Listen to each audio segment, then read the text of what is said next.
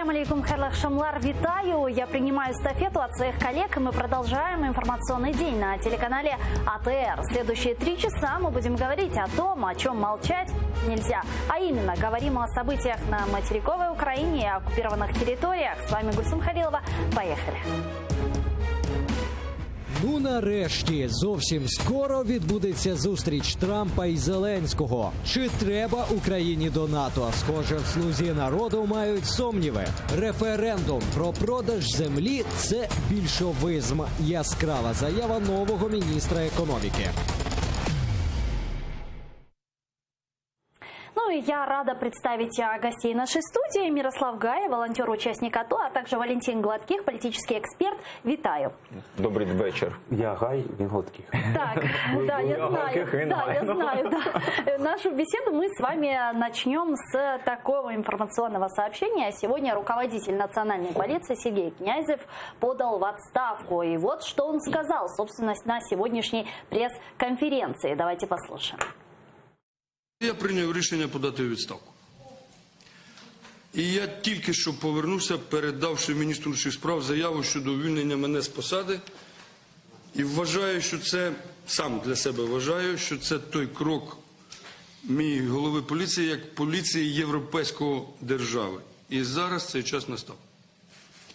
Я дякую всьому колективу Національної поліції, який працював, працює і буде працювати, продовжувати реформи. Стратегія нами запланована на довгі роки. Честь маю. До побачення.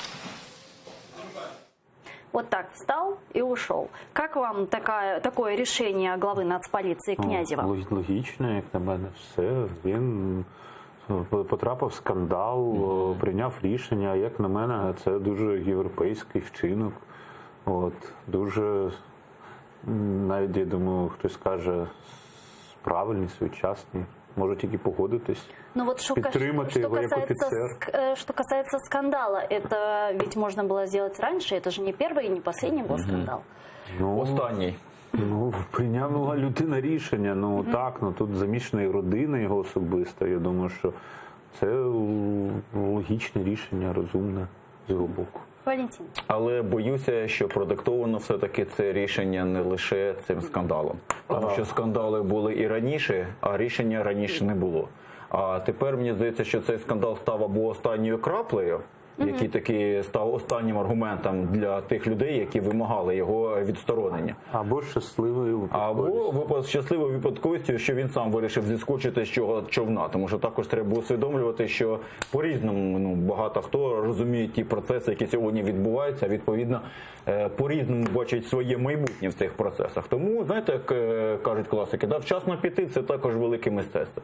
Але мені хотілося, щоб все-таки ми говорили зараз не про фігуру Князєва і не про його ролі і його майбутнє, а про, по-перше, його роботу, про те, наскільки Нацполіція змінилася, про те, наскільки нас задовільняє той стан, який сьогодні ми маємо, про те, чому досі цей стан не є таким, яким ми хотіли б на сьогоднішній день бачити цей стан. І що треба зробити для того, щоб нарешті правоохоронні органи, ширше, не лише Нацполіція, взагалі правоохоронні органи в Україні перетворилися з органів, які видають ліцензії на заняття кримінальною діяльністю, на органи, які борються проти криміналу.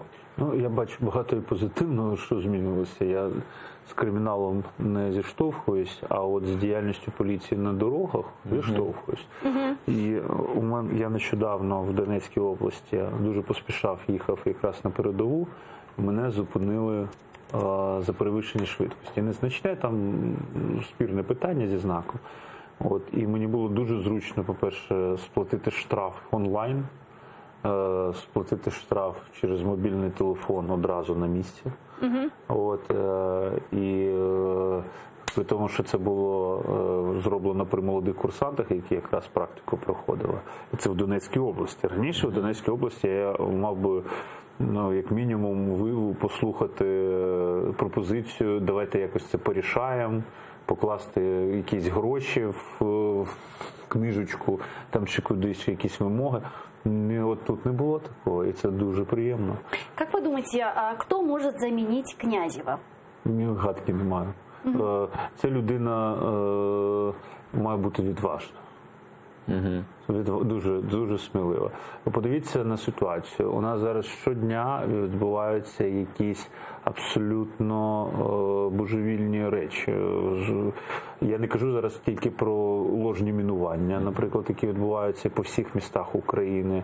У нас нещодавно на Оболоні була перестрілка поліцейських з якимись бандитами в Запоріжжі, розстріляли цього, господи, скажіть мені, бізнесмена, а потім ще й голову цього громади, однієї з громад. Потім побили заступника Кличка до реанімації. Тобто у нас зараз просто йде якийсь переділ, просто відвертий переділ. Там східники були всяких злодіїв. Ну, знаєте, це просто жахлива ситуація. Вона і при цьому у нас ще війна, у нас шалене накопичення зброї на території, яка поступає з окупованих територій, чого тільки епізод Савченка вартує. І з цим всім має справлятися не тільки СБУ і поліція. Це навантаження шалене, і людина, яка прийде на місце Князєва, ну це такий цей камікадзе. Ну, давайте перейдем к следующей теме, к международным темам. В том числе президент Украины Владимир Зеленский прибыл в Соединенные Штаты Америки. В первую очередь он встретился с представителями украинской диаспоры, и вот что он им сказал. Давайте слушать. Ви знаєте, ми вам вдячні. Ви знаєте, які проблеми в Україні, але ми зі всім впораємося. Ми повернемо наші території, обов'язково повернемо наших людей. Ми обов'язково переможемо в цій війні.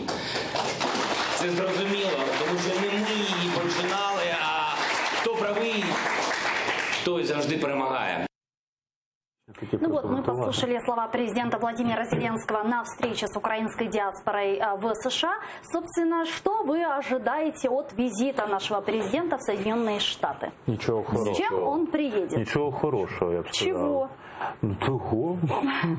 Ну що може сказати вам? Тому що див не буває, тому що до Святого Миколая ще далеко, а Сполучені Штати Америки – це не Санта-Клаус. Ну і не роздають різдвяні подарунки також. Трамп вже сказав, що він заморожує допомогу Україні під формальним дуже приводом. Формальний привід, поки ніби Європа не почне теж з якогось дива, теж, знаєте, так нібито у нас стратегічні документи про співпрацю у воєнному секторі підписані саме з усіма країнами Європи.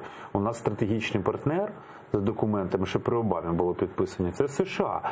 Закон про те, що Україна головний партнер, союзник США поза НАТО, теж він в Конгресі, я не знаю, чи вони його вже проголосували чи ні, принаймні подавали. У нас підписані стратегічні документи про співпрацю в розвідки зі Сполученими Штатами Америки. Тобто оця допомога, яку Трамп заморожує, ну це насправді, я не думаю, що це мають юристи дати Сполучених Штатів Америки цьому оцінку, конгресмени.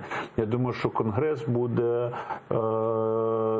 якимось чином намагатися обійти таке вето президента Сполучених Штатів Америки, бо це більше схоже на шантаж. От. А шантаж, я вам скажу, який буквально на днях був скандал щодо дзвінка Трампа до Зеленського. Ну, ми, кстати, про це я хотіла сказати. Він туди чого попхався? Він виїхав туди це і вирішив. И вот действительно, и вот недавно президент США Дональд Трамп заявил, что вот эти слухи, да, которые появились с давлением якобы на президента Владимира Зеленского, он их отрицает. Давайте послушаем и мы перейдем к Дональду Трампу. Давайте послушаем. Це треба просто більш коректно подавати.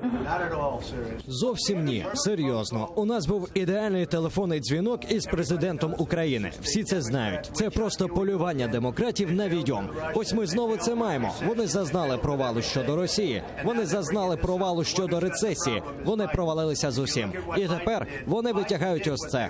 Той, хто має проблему, це Байден. Тому що подивіться, що зробив Байден. Байден зробив те, що вони хотіли б, щоб зробив я. Але є одна проблема. Я цього не зробив. Те, що зробив Байден, це ганьба. Що зробив його син, це ганьба. Син узяв гроші з України. Син узяв гроші з Китаю. Багато грошей з Китаю. Китай був би радий зізнатись.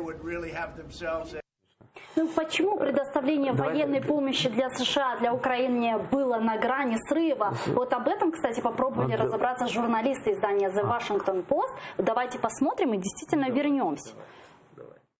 За словами трьох вищих посадових осіб адміністрації, президент Трамп попросив виконуючого обов'язки начальника свого апарату Міка Малвейні призупинити виплату майже $400 мільйонів військової допомоги Україні десь за тиждень до телефонного дзвінка, в якому, як кажуть, Трамп чинив тиск на президента України щодо розслідування проти сина колишнього віцепрезидента Джо Байдена. Один із посадовців адміністрації заявив у понеділок, що рішення Трампа ґрунтувалося на його занепокоєнні з приводу того, що в Україні багато корупції.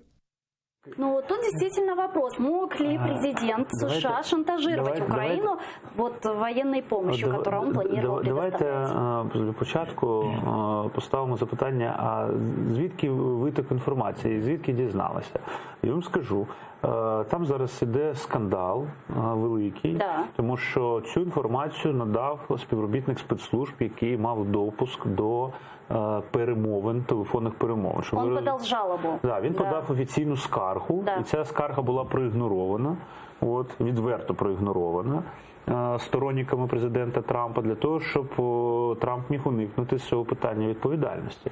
Але через те, що США – це дуже бюрократизована країна, яка має дуже багато систем важелів та противаг, і там всі спостерігають служби одна за одною, то все одно цей документ, він вийшов на поверхню.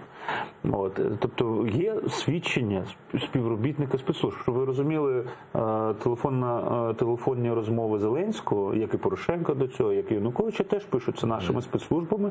Є протоколи, є стенограми, є записи, і все це кладеться в архіви, нікуди це не дівається. Це можна все теж було б підняти. Якби забажали, могли б попросити, щоб наші спецслужби просто надали б, але то таке.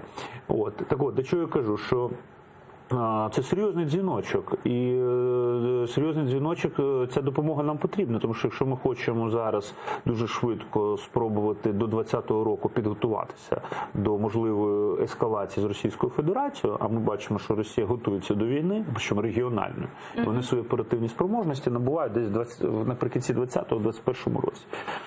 Україна не готова до цих викликів, і ці гроші нам потрібні. Так хорошо, если эти деньги нам нужны, то даже если Дональд Трамп давил на президента Зеленского, давил на Украину, чтобы открыть уголовное дело против газовой компании Бюризма, да, если я не ошибаюсь, членом совета которого был Хантер Байден, все-таки пойдет ли на это Украина? Потому что это же такой себе все-таки цукцванг получается. А вдруг Байден выиграет выборы? Байдена з Трампом поговоримо про це. Але я вам одразу скажу, що однозначно, в Сполучених Штатах Америки вже давно кажуть, що президент Трамп стоїть якось на дивних проросійських позиціях. Він неодноразово Путіна, це його слова, не мої, називав хорошим хлопцем, людиною, з якою можна мати справу, можна домовлятися. Те саме заявляв пан Зеленський. Тобто я так розумію, що на позиції, що з Путіним можна домовитися, стоїть і президент Трамп, і президент Зеленський. Тому, якщо розглядати їхню зустріч з цього боку, я дуже хвилююся, тому що, можливо, цей тиск ще буде використаний для того, щоб Зеленський якомога швидше розпочав перемовини безпосередньо з Путіним про здачу українських національних інтересів, зокрема на Донбасі, щоб ми просто пішли на поступки Російської Федерації. І це високо ймовірно, тому що Трамп казав про це. Він сказав, що Зеленський приїде в США після того, як домовиться, після того, як почне залагоджувати конфлікт, війну з Російською Федерацією, фактично на умовах Кремля. Це він говорив. Тобто, раз зустріч зараз відбудеться, це означає, що Зеленський таки пішов на якісь перемовини, про які ми не знаємо. Валентин, а как вы считаете, может ли президент Владимир Зеленский пойти на эти переговоры? Я скажу більше, він піде на ці перемовини, тому що в нинішній ситуації у нього за великим рахунком альтернативи нема. Тому що на нього будуть тиснути з Західної Європи, наші західні партнери, Німеччина. На нього будуть тиснути Сполучені Штати Америки, на нього буде тиснути внутрішньополітична ситуація в Україні. на нього буде тиснути поранені щодня. його обіцянки передвиборчі, на нього будуть тиснути представники ОПЗЖ, які говорять постійно, що треба мир, ми знаємо, як довести ситуацію до миру. Вот смотрите, они, Газ на нього буде тиснути, транзит газу на нього буде тиснути. В данном ведь случае Украина попадает действительно в сложную ситуацию. Получается такой себе цукцванг. Я б хотів сказати це слово, але при дівчині не можу це вимовити слово, в яку ситуацію потрапляє Україна. Ні, то я вам скажу просто, але вона не попадає. Вона в цій ситуації свідомо чи несвідомо рухалася, починаючи з 1991 року. Потім ця ситуація загострилася і набула свого втілення наочного, коли люди там говорили, як ми будемо воювати з Росією. От я народився, виріс на Донбасі. Для мене питання, що ми будемо воювати з Росією, завжди було очевидне. Тому що мені було очевидно, що у нас багато є взаємовиключних інтересів. Є дуже багато екзистенційних, якщо хочете, моментів. Багато хто не хотів в це вірити. Зрештою, це сталося. Потім у нас було ці 5 років війни. На превеликий жаль, ці 5 років війни все одно не призвели до якогось радикального переосмислення наявної ситуації і шляхів із цієї ситуації виходів. Тут, знаете, возникает вопрос. Час збирати врожай, все. Тут возникает вопрос, а не переоцениваем ли мы роль Запада в судьбе нашей страны? Ми? Да.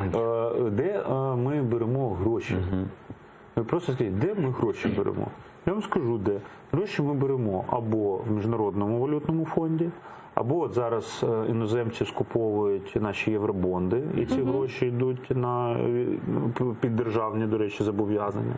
Тобто ми кажемо, що Україна потребує інвестицій, Україна потребує, щоб сюди прийшов великий західний бізнес.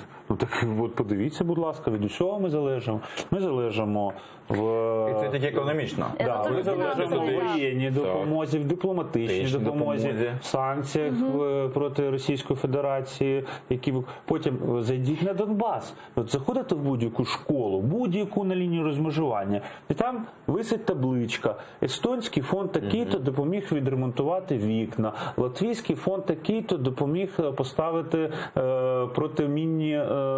протимінний захист для дітей. Там такий-то там ЮНІСЕФ надрукував афішки для діток. Все робиться за рахунок наших іноземних партнерів. И вот, кстати, тем временем президент Владимир Зеленский же готовится к выступлению на Генеральной Ассамблее Организации Объединенных Наций. И телеграм-канал «Легитимный», ссылаясь на источники, сообщает, чего опасаются, собственно, в офисе президента. Давайте послушаем. Що не буде роялю. Наше джерело в Офісі президента повідомляє, що зараз, перебуваючи в США і чекаючи виступу Зеленського в ООН, всім цікаво, скільки все-таки делегатів його слухатимуть у залі. Саме такі питання запитують у команди президента багато журналістів. Джерело каже, що в команді ЗЕ дуже бояться, аби не повторився порожній зал, як у Порошенка в 2018 році.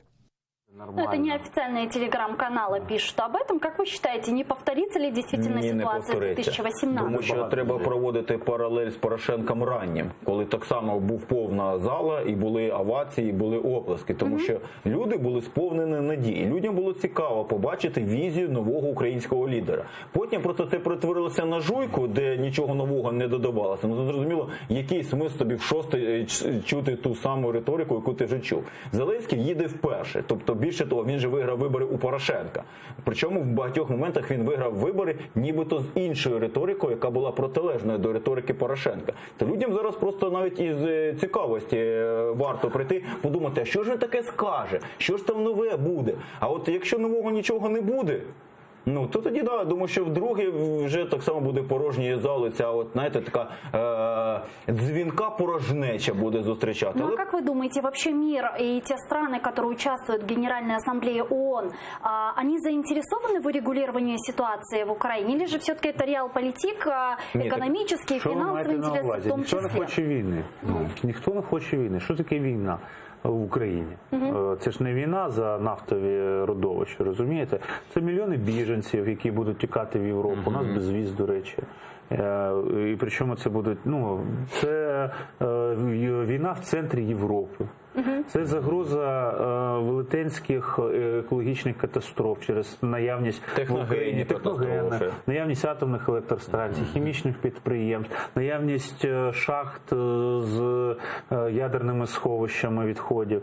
Це шалена проблема, купа проблем тут виникає. Тобто, якщо зараз розпочалася повноцінна, скажімо, регіональна війна або війна, скажімо, між Росією і Україною, мається на увазі з використанням авіації, з більш повномасштабна, не така гібридна, а більш повномасштабна, то я вам скажу, що вперше, хто постраждали, це в першу чергу Європейський Союз. Їм би сирійська війна виявилася просто дитячою іграшкою, тому що, вибачте мені, в Україні є озброєння Радянського Союзу і нове, і є велика кількість не повстанців, якихось там,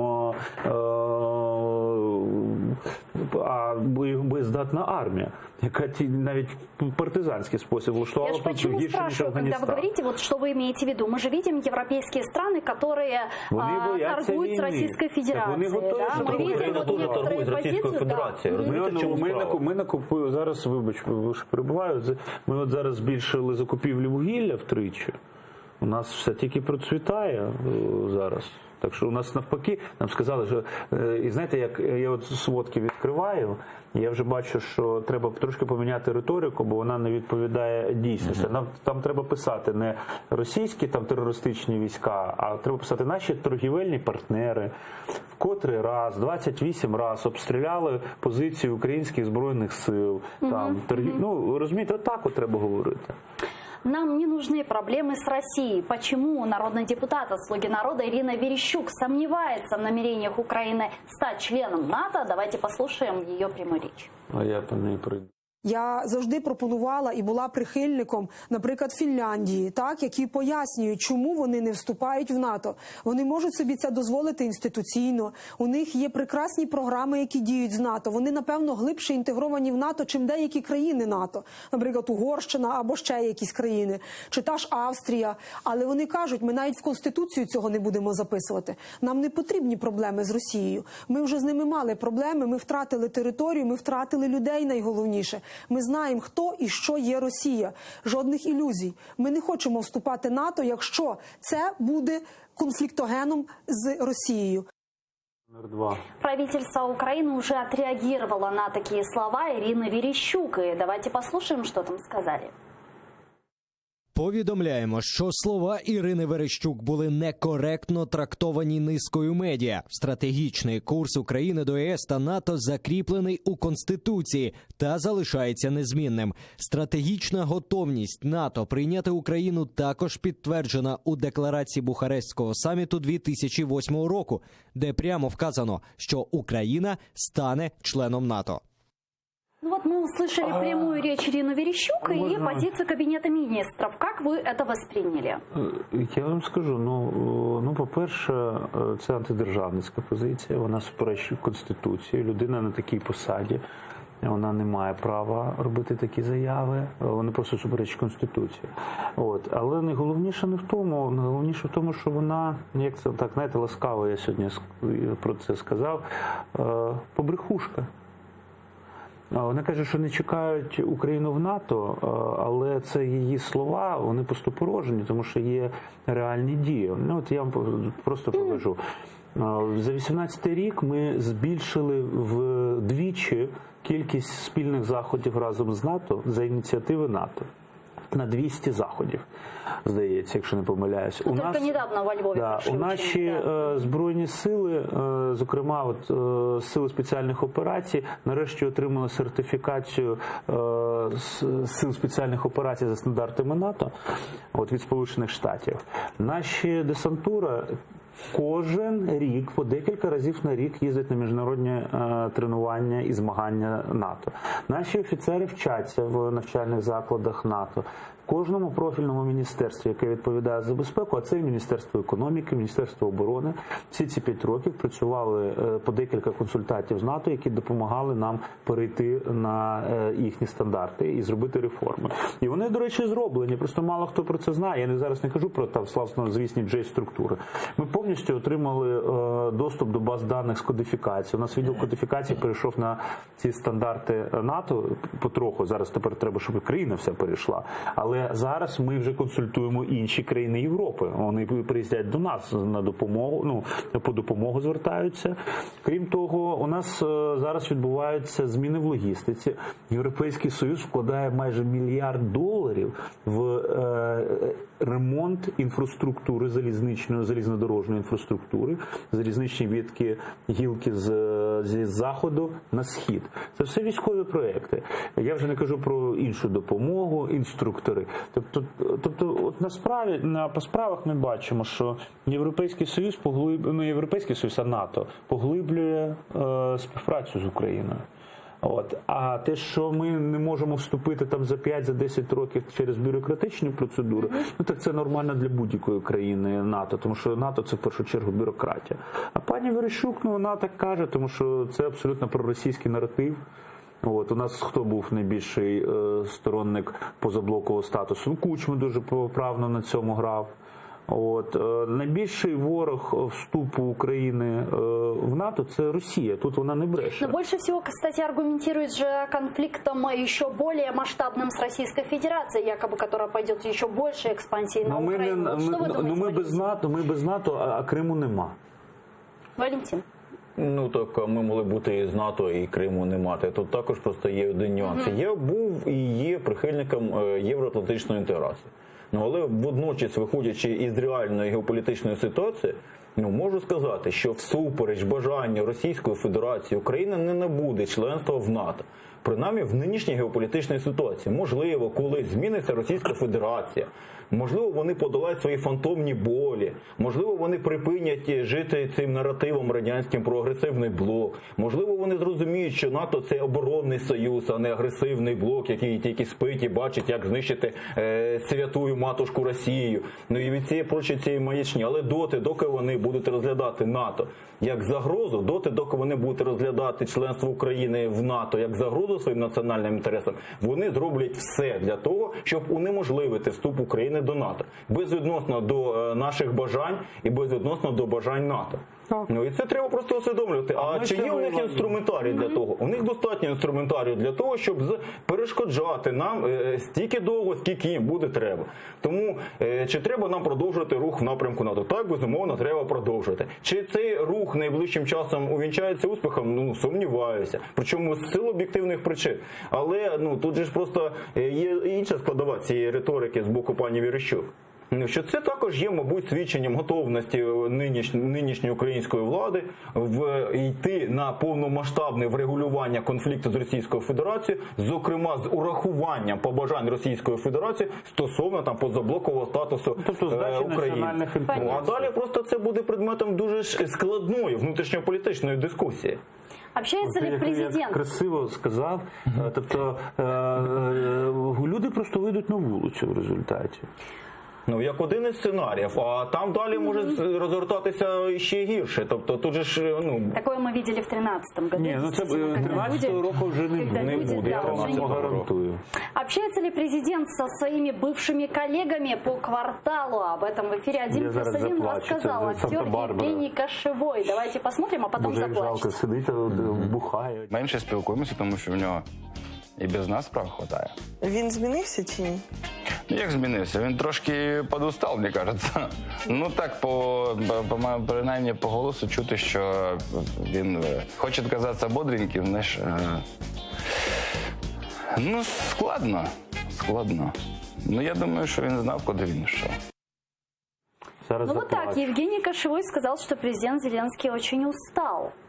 Давайте далі.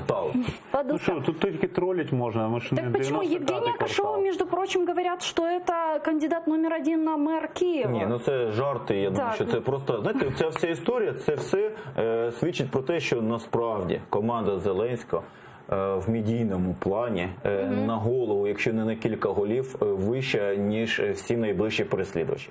Але вони не зрозуміли ще однієї важливої речі, що ті технології, які дозволяють легко, порівняно легко виграти і дешево виграти вибори, абсолютно не можуть гарантувати успіху в процесі керування держави. Тому всі ці вкиди, всі ці риторика, дискусії, картинки. Вчора в ефірі одного з каналів обговорювали дуже важливе питання. Чому всупереч того, що схвалюється ціла низка законів, які, м'яко кажучи, будуть мати негативні наслідки на економічну ситуацію для значної кількості українців, тим не менше рейтинги «Слуги народу» не падають. Відповідь очевидна. Тому що разом з ними, бо є красива картинка, бо людям розказують, що Верховна Рада запрацювала, що народні депутати тепер не є привілейованим класом. Байдуже, що депутат, що призначають своїх чоловіків і візажисток помічницями своїми. Да? Тобто байдуже, що робиться дуже багато чого. Картинка сколько времени, по-вашему, понадобится? Вот последние рейтинги показали, что у президента Владимира Зеленского поддержка 79%. Немає такого питання, хто складає рейтинги, немає у нього такої підтримки, тому що я бачу реальну ситуацію, я зараз об'їздив всю лінію фронту, і що там я розмовляв з людьми. Я вам скажу, що дуже багато людей, просто навіть ті, які голосували за Зеленського, вони шоковані тими рішеннями, які зараз приймаються. Тому що зараз вони почали зачіпати дуже конкретні верстви населення. Фактично, оці всі останні рішення, вони так чи інакше зачіпають фактично всі верстви населення. Всі, різні групи, різні просто ще не всі це відчули. Але відчують необхідність. Це відтермінований ефект буде. Скільки це времени, по-вашому? Не більше півроку, рік. Не більше. Це буде як сніжником. Ми зараз будемо бачити сніжником. Да, це за умови ординарного протікання процесу.